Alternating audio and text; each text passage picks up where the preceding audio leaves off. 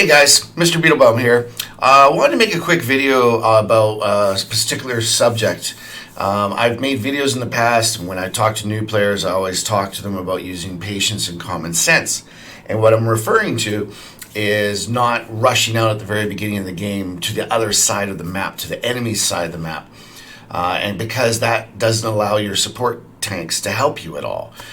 In fact, it actually lets the enemy's support tanks kill you.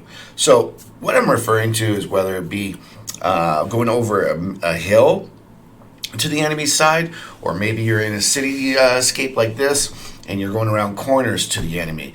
Either way, the tanks behind you that are on your side can't do anything if you don't bring the enemy tanks over to your side.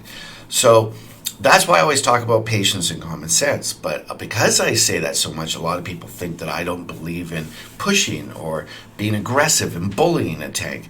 Not the case at all. Not the case at all. I am totally into pushing. You have to push to win. And yes, you use your opportunities when you know you can bully the other tank. Do it. But what I'm trying to tell new players is you have to know when to do it. You gotta know when to hold up. You gotta know when to fall back. You gotta know when to shoot them. You gotta know when to run. Good old Kenny Rogers. Anywho, yeah, so in this map, this game, I was streaming. I decided, you know what, I'm going to do something different. I thought, you know what, I'm going to give my guys, the heavies and the mediums always go down the 2 line here. And what I thought I'd do is I'd go down the 1 line and basically try to distract a couple tanks to give the tanks over on 2 line the advantage. And what I mean by that, guys, is simply if you can get, say, 2 or 3 tanks to focus on you, that means the tanks beside you somewhere else are going to have the advantage because they now have more tanks than the opponent. This is a strategy that can work really well if you can try to keep one flank occupied, not really progressing at all, giving your other flank with more players time to move around and win the game. So what I'm going to do is go down 1 line, and I'm going to see if I can get 2 tanks maybe to focus on me, and then we're going to watch our team just clobber the other guys because they realize they got more tanks than the enemy do in that one area. So I think that's what's going to happen. Let's see. Come at me, baby. Come at me. And where are we here? Okay, good. We're all sitting here. Although, if they have TD sitting here, a good TD should be able to take me out, no problem. So, let's see. Alright, so here I'm starting to type, as you can hear. And I'm just letting the other guys on my team know that, hey guys, especially all of these guys over here, you got a good amount of them. And I'm letting them know, there you go. I'm going down 1 line. I'm asking the TDs to support me. And I'm saying, you know, I'm going to get them to focus on me. That's basically what we're saying here. Now, I'm talking here about wiggling. Chance of getting a deflection. And wiggling is a big thing. It really does matter.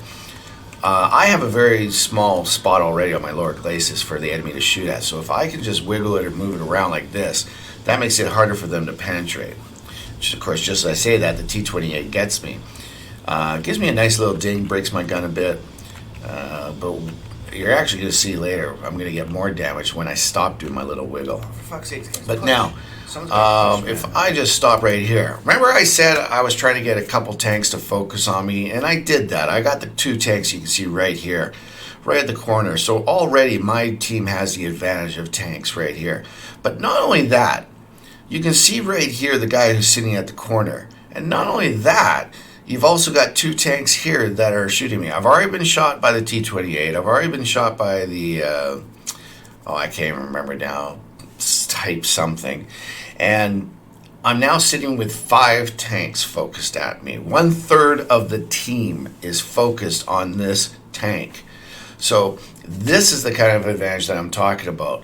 My team should be taking advantage of this. But if you watch the mini-map as well as watching what I'm doing here, you're going to see how it unfolds. I got 2 tanks right here on me. So boom, I'm getting hit more. I'm like, okay, time to start doing damage.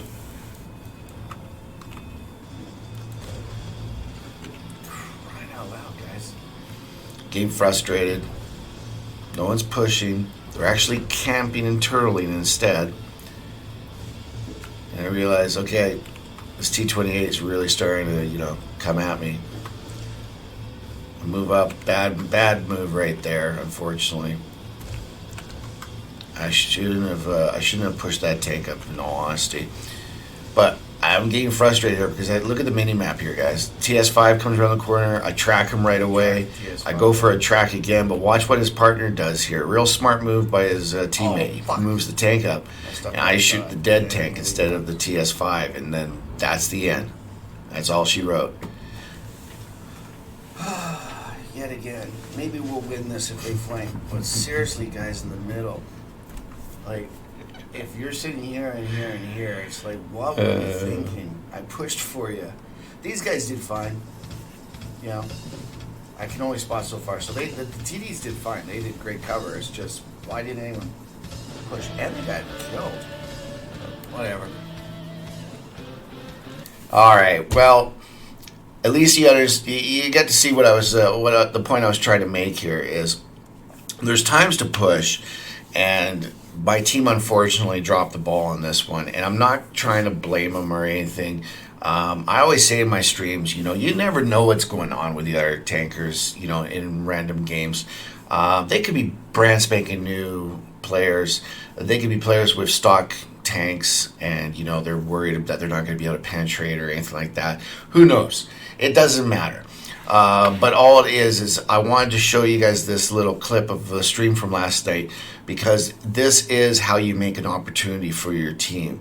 A lot of people won't do this because they're going to die, and unfortunately it's a shame that they don't, because I don't mind dying. If you saw the damage and everything that we did here, the amount blocked and the amount of damage we did our part easily. But even more importantly is we created an opportunity for the team. Unfortunately, this team, though, didn't quite jump on their opportunity. But I've been in plenty of games and won them handedly when the rest of the team realized what was going on, and we took advantage of that.